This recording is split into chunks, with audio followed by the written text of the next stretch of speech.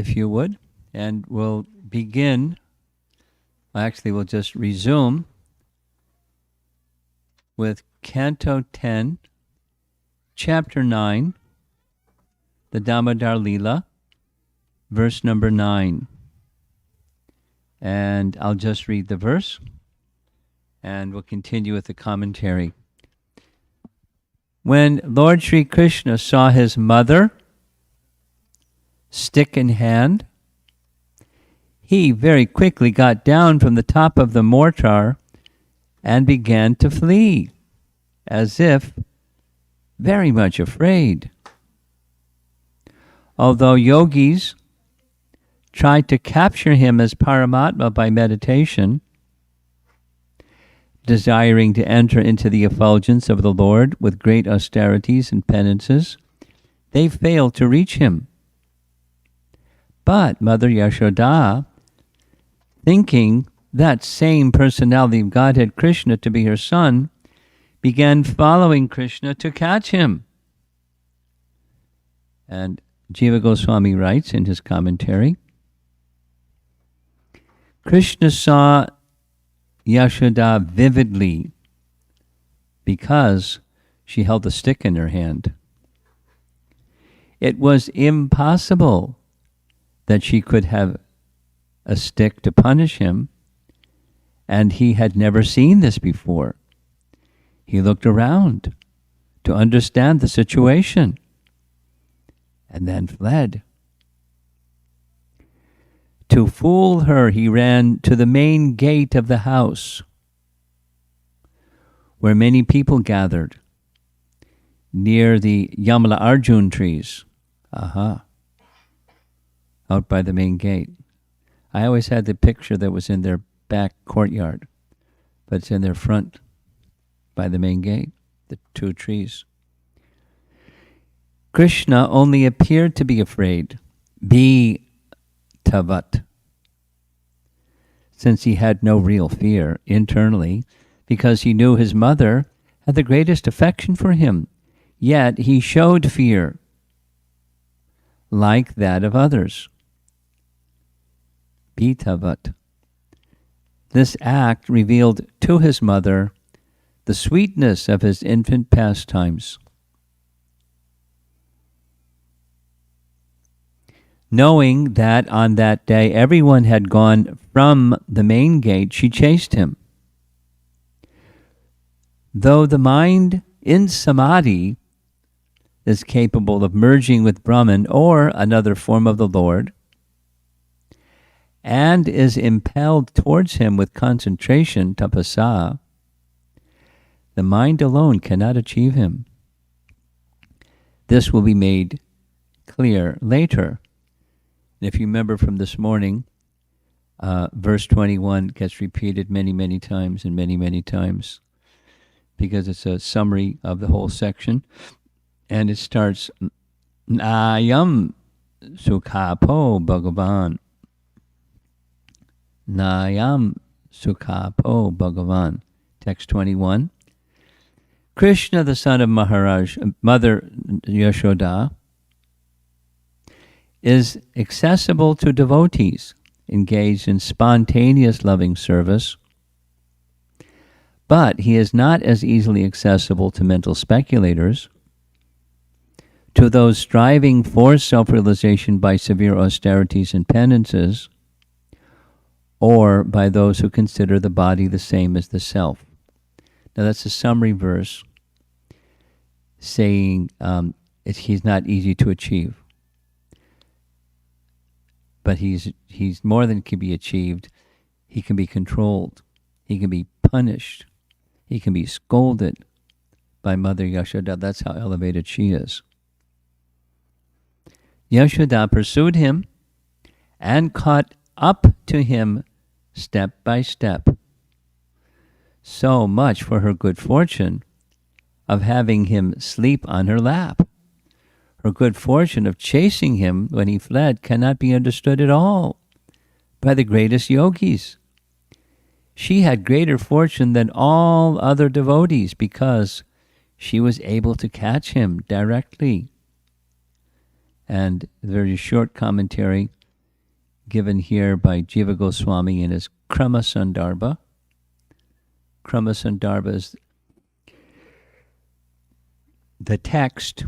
It's the entire Srimad Bhagavatam verse by verse commentary. That's what Krama Sandarbha is. So his commentary reads, when Krishna saw his mother stick in hand, he very quickly got down from the top of the mortar and began to flee, as if in fear. Yashoda chased him, whom the mind of yogis in samadhi, fit to merge in Brahman, or who have merged in Brahman, with minds impelled toward him with great concentration due to austerities inspired by him, cannot attain him.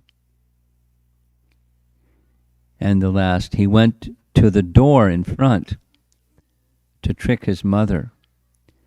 So text 10. So we're reading now 10, 9, 10. This is Damodara Lila for month of Damodar. Shukadev Goswami says, while following Krishna, Mother Yashoda, her thin waist, overburdened by her heavy breasts, naturally had to reduce her speed. Because of following Krishna very swiftly, her hair became loose, and the flowers in her hair were falling after her. Yet she did not fail to capture her son, Krishna. Purport by Srila Prabhupada. Yogis cannot capture Krishna by severe penances and austerities, but Mother Yashoda, despite all obstacles, was finally able to catch Krishna without difficulty. This is the difference between a yogi and a bhakta. Yogis cannot enter even the effulgence of Krishna. Yasya prabha prabhavato jagadandakoti, from Brahma Samhita. In that effulgence there are millions of universes. But yogis and jnanis cannot enter that effulgence even after many, many years of austerities, whereas bhaktas can capture Krishna simply by love and affection. This is the example shown here by Mother Yashoda. Krishna therefore confirms that if one wants to capture him, one must undertake devotional service. He quotes, Prabhupada quotes Bhagavad Gita 18:55. Bhaktyamam abhijanati yavan yaschasmi tattvataha tato mam tattvato gyatva vishate tadanantaram.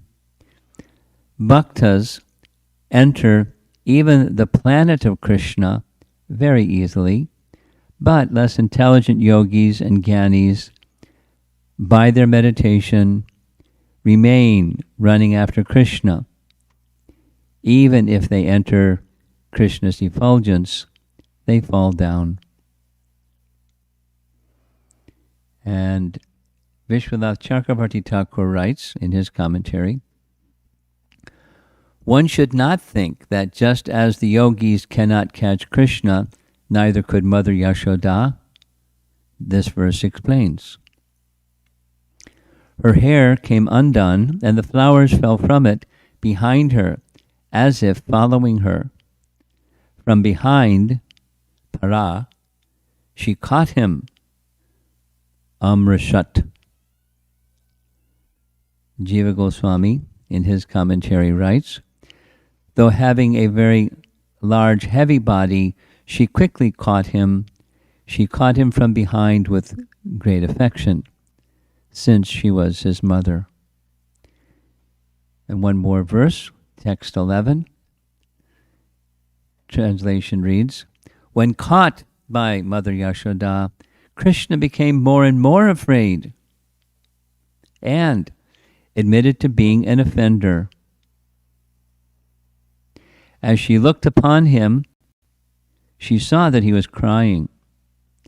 His tears mixing with the blank ointment around his eyes, as he rubbed his eyes with his hands. He smeared the ointment all over his face.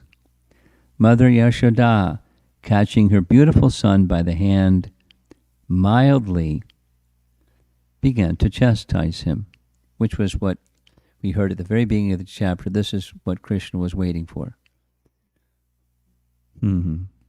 Although he's crying. Purport. From these dealings between Mother Yashoda and Krishna, we can understand the exalted position of a pure devotee in loving service to the Lord. Yogis, Gyanis, Karmis, and Vedantists cannot approach Krishna. They must remain very, very far away from him and try to enter his bodily effulgence, although this also they are unable to do. Great demigods like Brahma and Lord Shiva always worship the Lord by meditation and by service. Even the most powerful Yamaraj fears Krishna.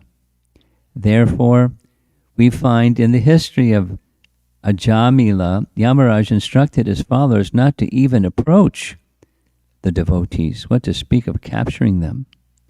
In other words, Yamaraj also fears Krishna and Krishna's devotees. Yet this Krishna became so dependent on Mother Yashoda that when she simply showed Krishna the stick in her hand, Krishna admitted to being an offender and began to cry like an ordinary child. Mother Yashoda, of course, did not want to chastise her beloved child very much, and therefore she immediately threw her stick away and simply rebuked Krishna, saying, quote, "Now I shall bind you so that you cannot commit any further offensive activities, nor for the time being can you play with your playmates," unquote. This shows the position of a pure devotee, in contrast with others, like Gyanis, Yogis, and the followers of Vedic ritualistic ceremonies, in regarding the transcendental nature of the absolute truth. That's Prabhupada's purport. So we've been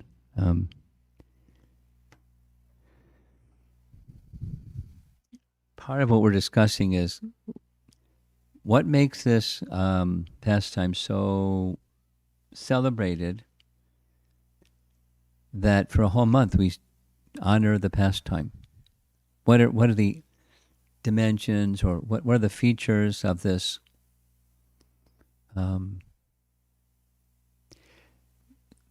Here's one: the love, the position attained through pure devotion.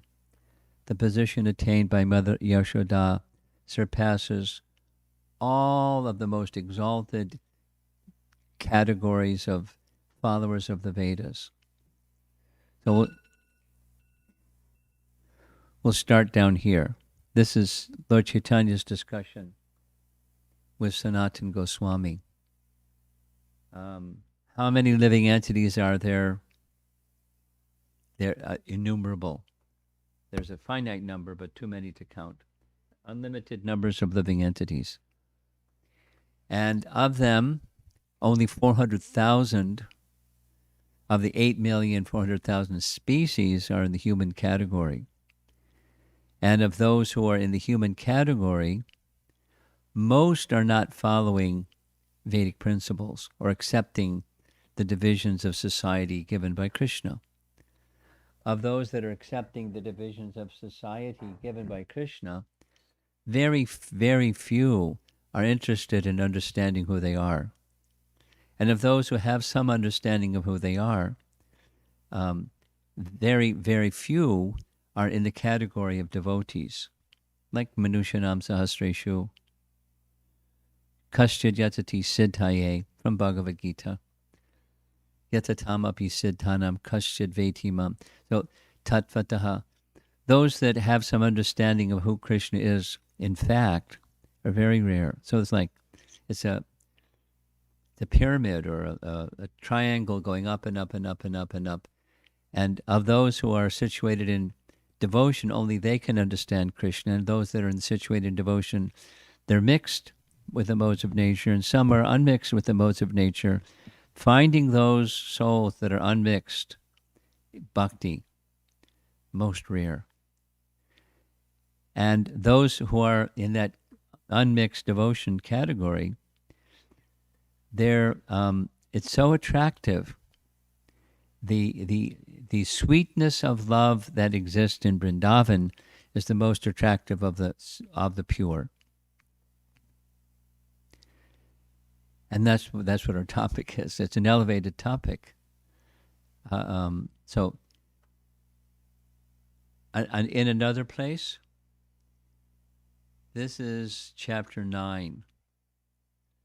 And in chapter 12, just 3 more chapters later, Shukadeva Goswami speaks the same about the cowherd boys.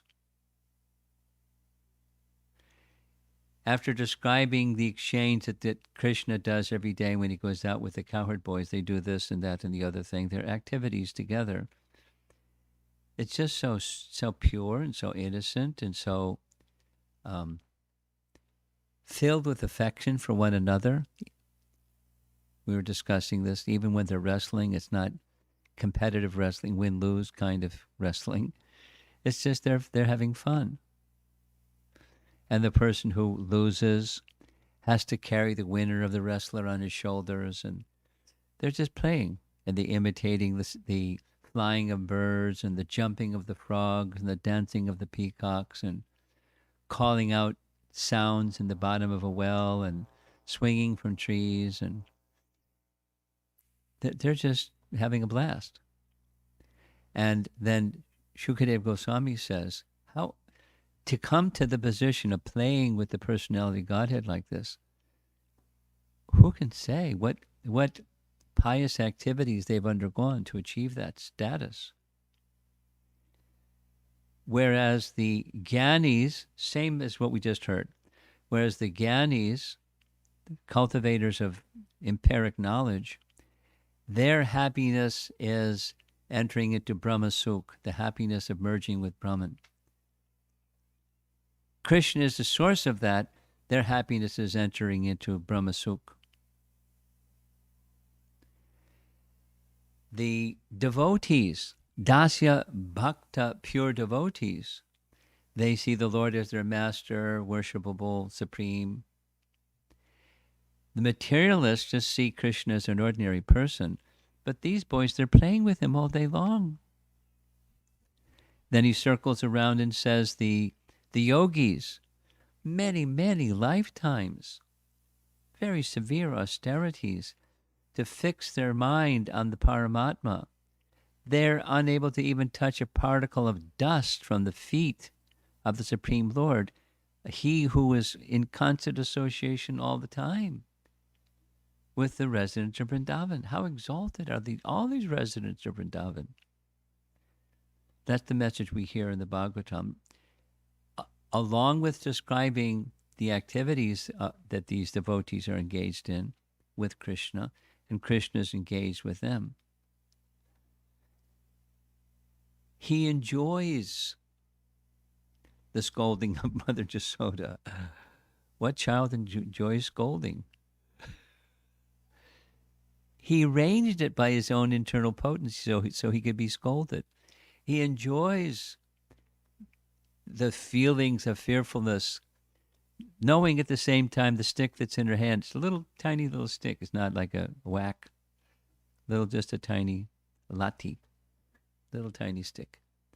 But he's afraid, and she is holding it so that he'll be afraid, and he becomes afraid, so he throws it away. When she doesn't want to see him cry, but specifically the interest is so he doesn't go on stealing. Because the previous chapter, she got all these reports about his stealing.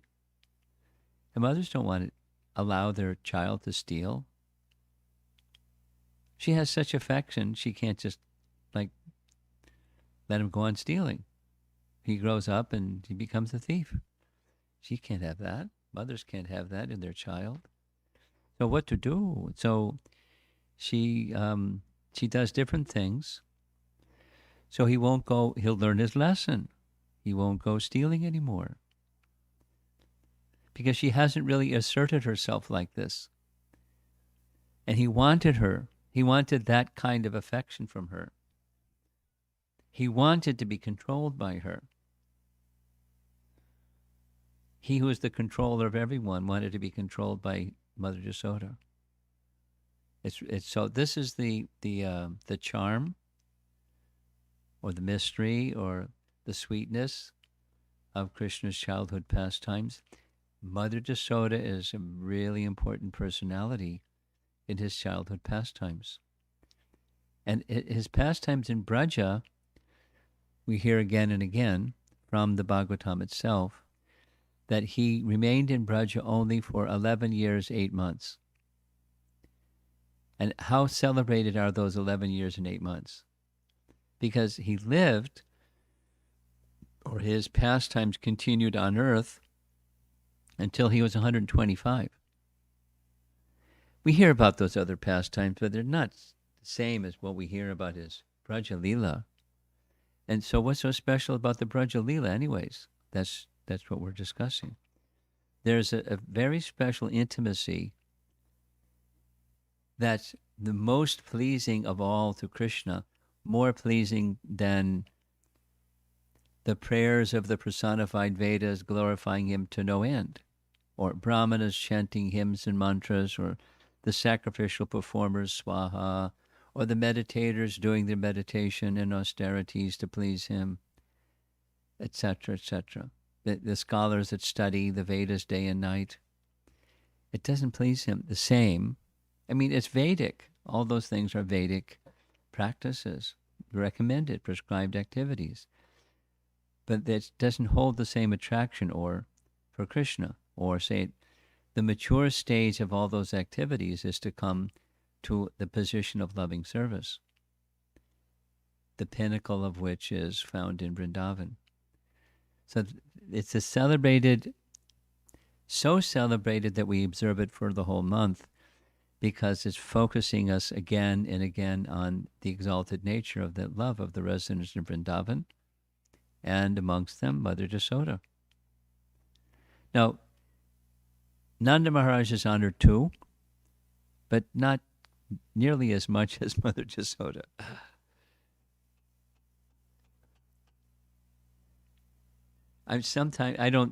Sometimes when the question comes up for people that are influenced by modern thinking of equality and women's rights and all that stuff, Mother Yasoda is honored more than her husband. She has she's a model Vedic wife and mother, and she's not like, I want to have equal position with my husband. That's not Mother Yasoda. But she's exalted. She's honored even more. He's honored even more. She's with him all day long. Well, when he's little, Nanda's doing with the cows, and she's with Krishna. And Balaram is with Rohini. So they're very intimately experiencing parental affection with Krishna's childhood stage. That same intimacy doesn't exist when he goes to Mathura, what to speak of goes to Dwarka. Now, when he goes to Dwarka, he has queens, and with queens he has 10 sons, and those sons have their sons, and so he has a big family. And certainly there must be this. It's not detailed in the same way as his Braja Lila. There must be intimacy in his dealings with his wife, children, grandchildren in Dwarka. But there's a majesty that goes along with what he does in Dwarka that doesn't have the same mood in Vrindavan. The sweetness mood of Vrindavan prevails.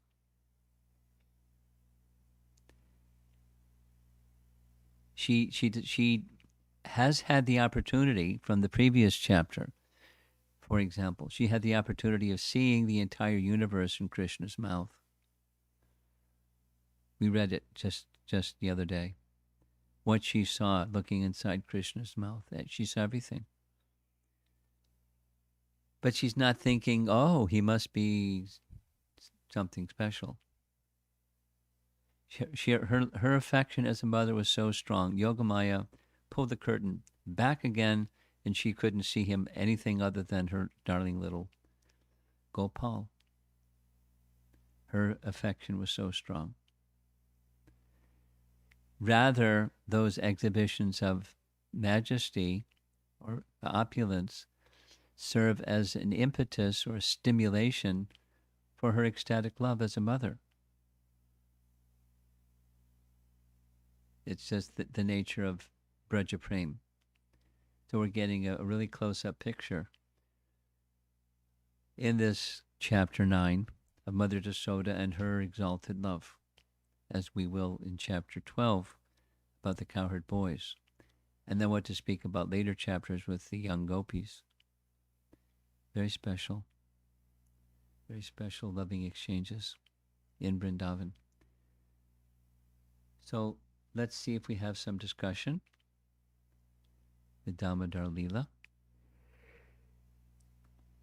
Do we have a microphone? There it is. Any comments or questions from anybody?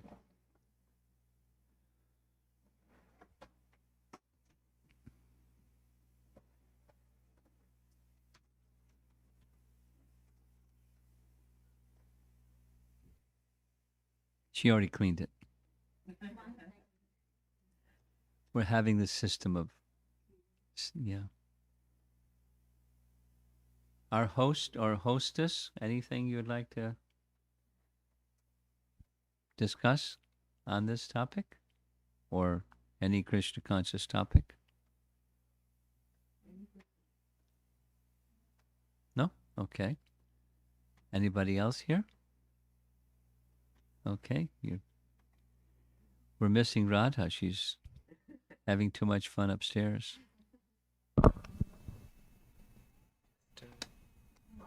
Your wife has. Line question. So Maharaj, after Mother Yashoda's pastime of binding him, did Krishna stop stealing butter, or? Of course not.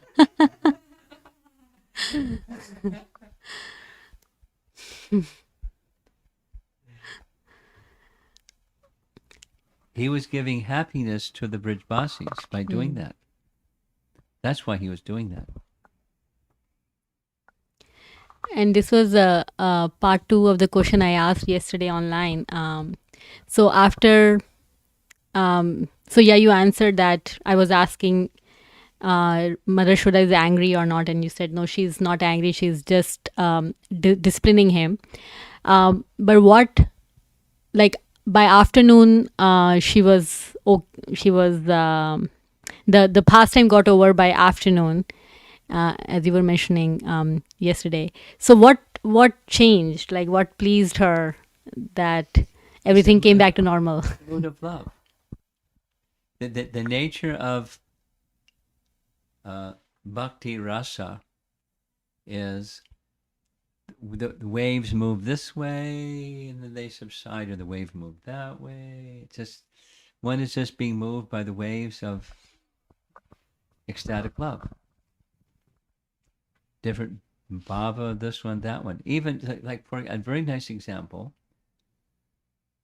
2 really nice examples is, one is with Mother Yasoda, how she processes seeing what's in Krishna's mouth. She goes from one mood to the next mood, to the next mood, to the next mood. And it's just this ecstasy, that ecstasy, the other ecstasy. She's just being moved by ecstasy. Krishna's at the center, But there's varieties of ecstasy. That's Mother Yasoda's life experience. So what moves her is different ecstasies, rising and then falling in another one, rising. And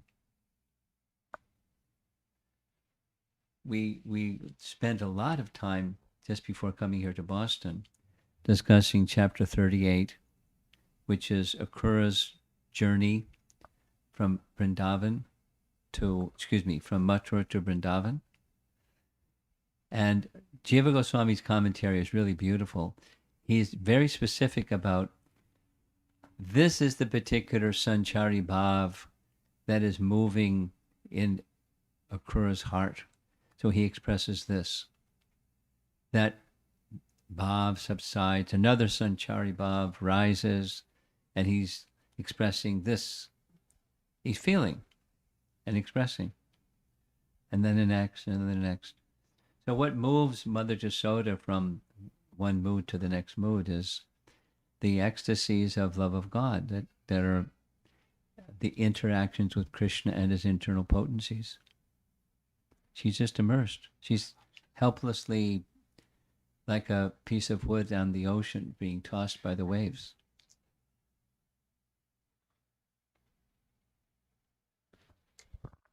Another question. Is there any description of how she felt when Krishna left? I have heard more about gopis' feeling of separation, but what happened to... Well, a nice place to go to look is when Uddhava comes. So it's shortly after Krishna reaches Vrindavan as far as chapters are concerned. And the first place he goes is to the home of Nanda and Yasoda, because he's respecting the king and queen. And, you can find out how she felt there. That's one place. She felt motherly feelings. She's feeling intense separation from her son. And Nanda tries to pacify her. Nanda has his feelings, but he also has his fatherly role or husband role. And he trusts that Krishna will keep his word and he'll come, because Krishna gave his word. That doesn't calm her heart completely, but the calmness of her husband helps calm her heart to some degree. So that's the place you can look. Chapter 45, I think. 45, 46, something like that.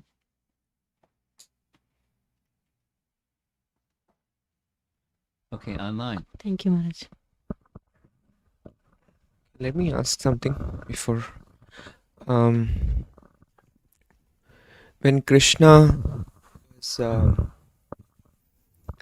chastised by Mother Yashoda, you mentioned that it was because of the prior stealing that he had done, not so much in the context of the Damodara Lila that he was distributing the butter, because it was in his own home. I didn't say that. Okay, maybe I misheard then. I didn't say that. Okay, because that was not... He wanted, and she instead of scolding him earlier, chapter 8, she just embraced him and said, why do you do these things? Mm-hmm. But that wasn't good enough. He wanted, so she she scolded him because he wanted her to scold him. It wasn't because of the prior. It was connected to, he steal. I can't let him steal. So she took a different approach. Instead of embracing him or cuddling him or smiling, and why do you do these things? Because it was in his own home, and that was considered as stealing, right? Because the distribution of butter that he was doing, it was... The other was with his... you use your rational faculty and it doesn't work. Okay. It was his own... It was Mother Yasoda's butter. Okay. So he's not stealing. It's all his butter. He's not stealing. Mm-hmm. He is inspiring a loving exchange. So even after he's inspiring loving, whatever inspires loving exchange, he's has a license. Okay. One question online from Rupa Vilas Prabhu. Keep going. Go ahead, Rupa Vilas Prabhu. Hare Krishna.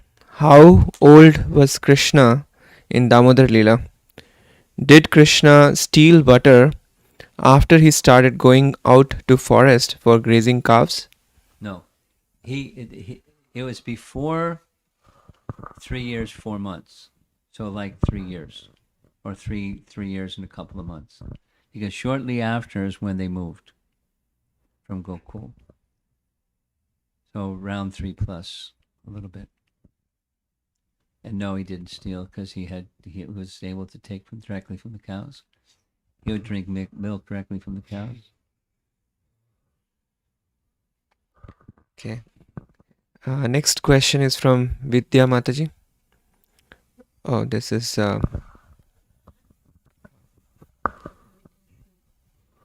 What? This is. Okay.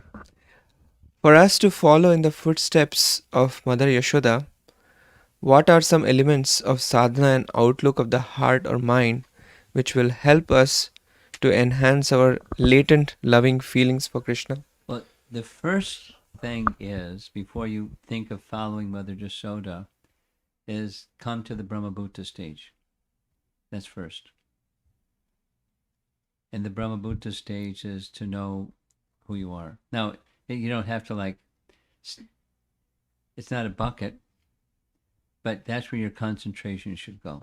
To get to that stage where you can be a follower of Mother Jasoda, really focus your attention purposely to come to that, to become eligible for that kind of contemplation or Raganuga Bhakti.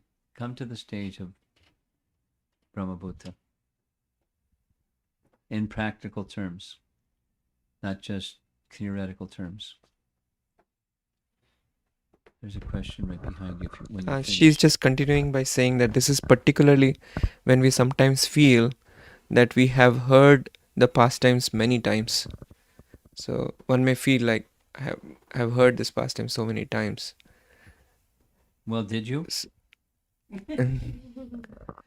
There's degrees of hearing, and if one is hearing what we heard the Bhagavatam say, as persons who are genuinely hearing, it's ever fresh.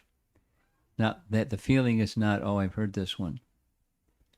That's when you're really hearing. It's ever fresh, newer and newer.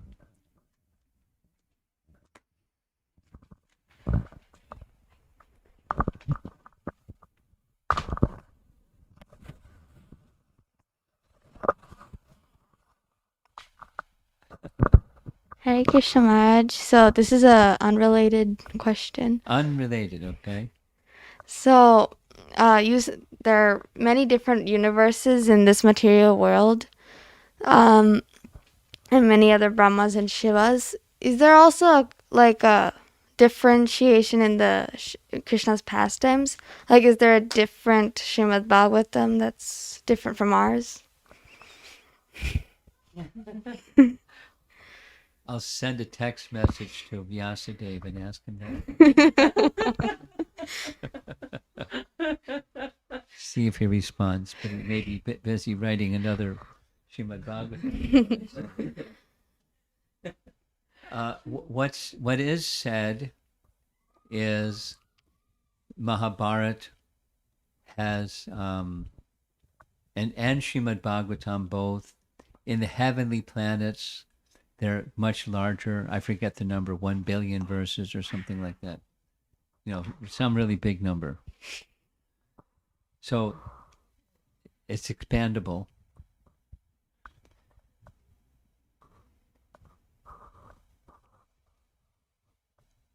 That's about all that I know. The glories of the personality of God know no limit, but the what we have, the 18,000 verses of the Bhagavatam, is what we've been given by Vyas, and there are larger numbers in the heavenly planets. But Beyond that, I don't have anything other than what I just said.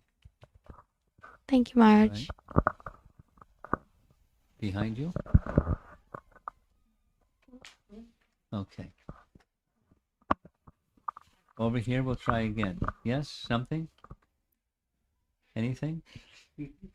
No? Okay. Anything online?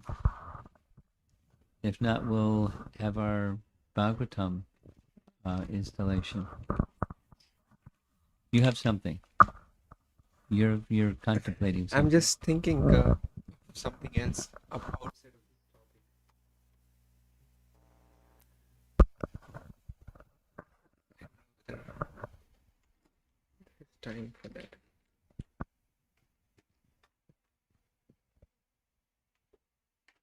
Go ahead. There's time. It's completely unrelated topic, but when I was looking at the food in the mode of passion, food in the mode of ignorance, and food in the mode of goodness, generally, if you look at the Sanskrit, the ati or the too much is only attached to the spiciness, but then there are other items like salt and pungent and other qualities that are mentioned there. That's not prefixed with too much, although in the translation it is saying so. So when I read that, it seems like our food is actually in the mode of passion. Even when the food is vegetarian, if you just go by the qualities that Krishna is mentioning there, I wanted to double check on that. That is it because we are offering the food to Krishna, that's our saving grace. Otherwise, at least because of the nature of spices that we are used to using, it's pungent, spicy. Even when we are adding salt, it gets into the mode of passion. No. At least as far as the verse is saying.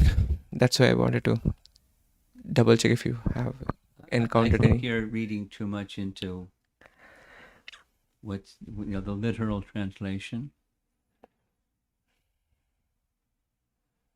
I mean, something that I've come across with the Bhagavatam commentary by our acharyas is, while a certain adjective is used in relation to one or two things, they say it should be understood this extends to all the things. So if it's too much, then it's too much. Correct. So say spices that are bitter, or spices that are pungent, or spices that are this. It's for variety's sake, maybe also for some medicinal sake, Mm-hmm. but too much is not, that's passion. So too much, salt doesn't mean passion, too much is too much. So I'd have to, I don't want to take a look, but to get a more refined answer to your question, I'd have to look at the Sanskrit to see, precisely the inference that you're drawing, that all the foods that we take are in the mode of passion because. For Prabhupada, extending too much may be exactly what he should be doing, not just, the license of our acharya that wants to, whitewash how we eat, or the predecessor Vaishnavas would eat. It's not that if you eat foods without salt, that's goodness, and you take some salt and that's passion. That's not right. That's not right. So too much applies across the board. Now there may be some Sanskrit rule, or there may be just the realization of the Acharya himself that understands this adjective applies to everything, or adverb. Okay.